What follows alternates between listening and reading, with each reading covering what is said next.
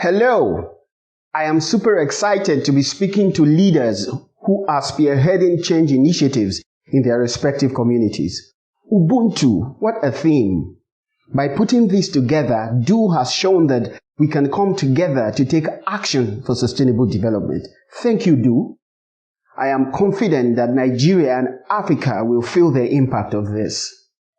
Some time ago, at a mining summit in Saudi Arabia, a representative of Tesla, the world's largest manufacturer and seller of electric vehicles, approached Nigeria's Minister for Solid Minerals with a request to mine lithium from Nigeria. Lithium is one of the key minerals for manufacturing electric vehicle batteries and has become highly sought after because global energy economics is shifting towards renewables, even as communities, corporations, and countries are racing against time to save the planet. As a matter of fact, some of the major players in the traditional auto industry have already set targets to make a switch from gas-fueled vehicle manufacturing to producing electric cars. General Motors by 2035 and Kia by 2045, for instance. Against this backdrop, lithium has been described as a mineral of the future, as the price of lithium is set to triple by 2030 due to the increasing demand. Some have dubbed this mineral resource the new oil. Nigeria is rich in high-grade lithium, and although its lithium deposits are still largely untapped, based on 2019 figures, Nigeria is the 11th largest producer of lithium in the world and the 3rd largest in Africa. It was against this backdrop that Tesla approached Nigeria to ask for a license to mine lithium for its electric car batteries. Guess what? Nigeria said no to Tesla. Well, not no entirely. There was a condition. Based on the Nigeria Mineral Value Chain Regulation, Tesla was only going to get a license to mine lithium in Nigeria if the company was ready to set up a production outlet in the lithium-ion batteries value chain, which could range from cathode production to electric vehicles batteries manufacturing here in Nigeria. However, Tesla was seeking to mine solid minerals from Nigeria. It wasn't seeking to set up a production shop in Nigeria.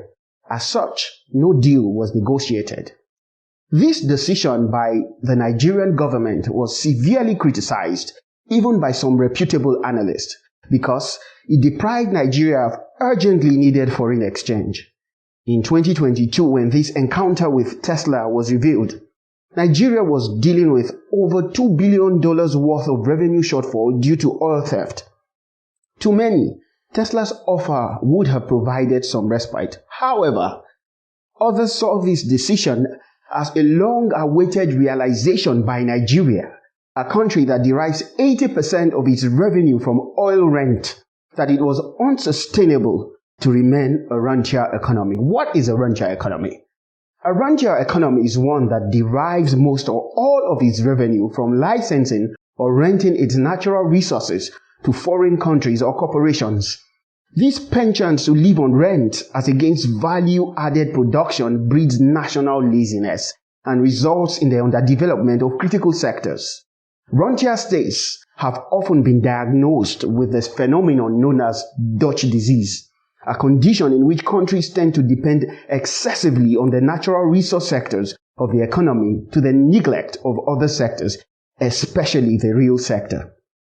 In the context of political economy, the rentier state model results in low political participation because the citizens have low stakes in the economy. This is why the MENA states, the countries of the Middle East and North Africa region, which are rich in oil, are mostly dictatorships or pseudo-democracies. In sub-Saharan Africa, the rentier economy model has led to resource-related conflicts, a high level of inequality and exclusion, a low scorecard in the human development indicators, from education to life expectancy to income per capita. It has also institutionalized corruption in the form of what Professor Richard Joseph described as prebendalism. a situation in which public office holders feel entitled to a share of the nation's revenues. In contrast, a hyperproductive economy is one that attains an exceptional level of efficiency and performance in value addition. In the highly competitive global economy, there is a spectrum of disparities in revenues, wages, and per capita income based on a country's positioning on the global value chain.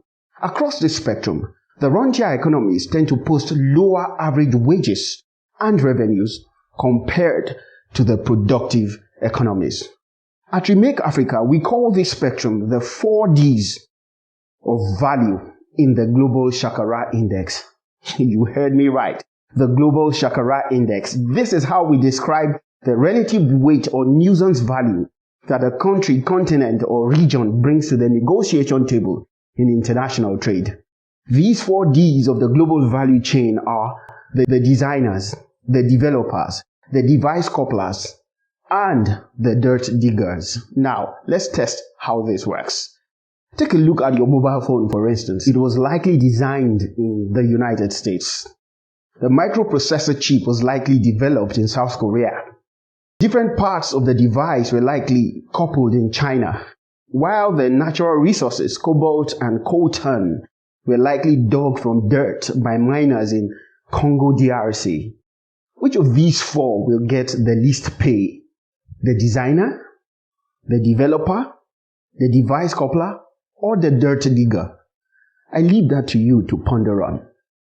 For countries to make the transition from the rentier to the productive economy model, certain essentials are non-negotiable.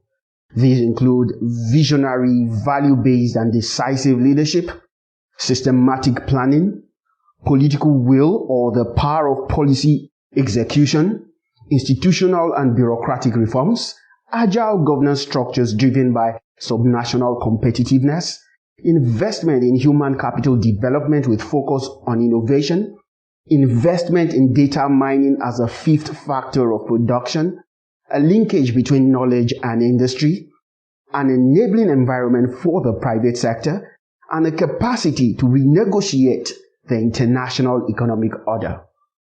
Dear friends, a certain economic and business model created the 20th century Africa, that Africa that today is described as third world. But the 21st century Africa, the Africa that will transit from third world to first, will evolve in the context of a new economic model. You may call that model the hyperproductive economy. Thank you.